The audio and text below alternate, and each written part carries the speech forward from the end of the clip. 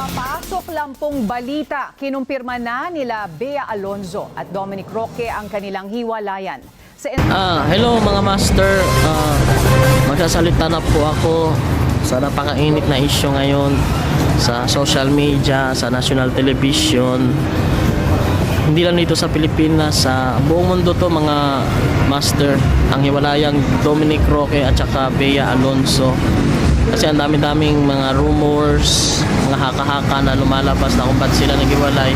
Si Dominic ay may isang bading na napinigyan siya ng isang gasoline station. Hindi po totoo yun. At si Bea Alonzo ay is about sa prenup agreement nila, mga master. Ang totoong story talaga mga master, galing sa reliable source ko at trusted source ko sa Manila. Ito po talaga ang nangyari mga master.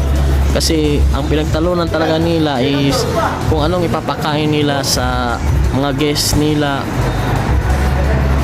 sa kanilang kasal.